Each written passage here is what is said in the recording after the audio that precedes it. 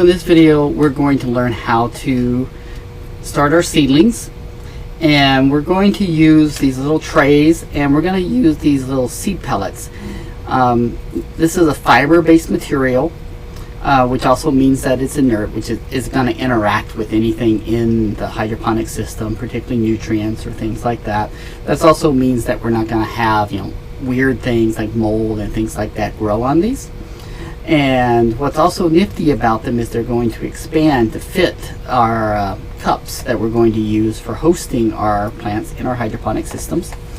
And how these things work is they're kind of magic. Is you're going to need these little pellets, and I'm just filled up a little container here of hot water. Okay, it doesn't, make sure it's not boiling, it just needs to be hot. And the reason why I'm going to use hot water is it's going to speed up the absorption of the water by the little pellets, and you're going to see the pellets are going to start to get bigger as they absorb the water.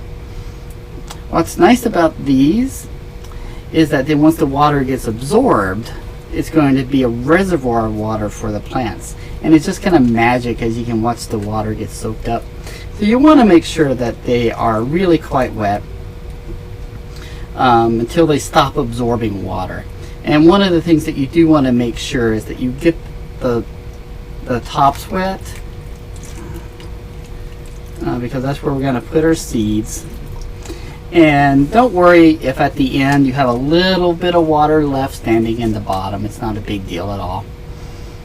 We just don't want our seeds standing in water, because just like the plant's roots, the seeds need to grow. Seeds need to breathe. So it looks like my water is kind of absorbing. You can move it around a little bit.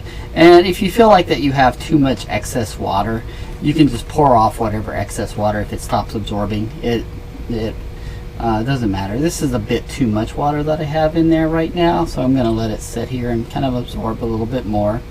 And again, you can just swirl it around. You need to make sure that the pellets are saturated, because that's going to be your water source for your plants.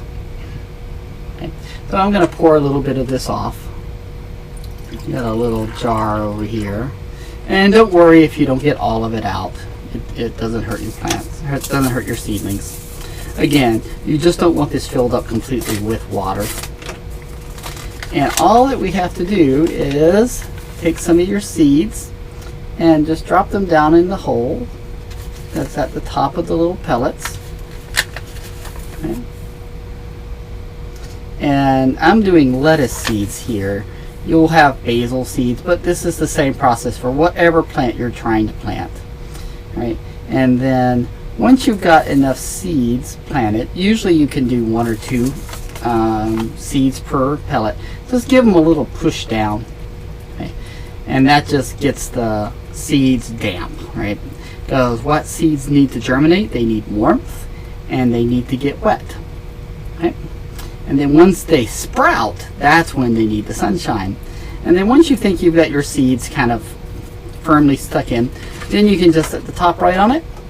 And you're going to want to put this someplace in a warm spot, such that the seeds will germinate. If you put it someplace cold, your seeds will not germinate.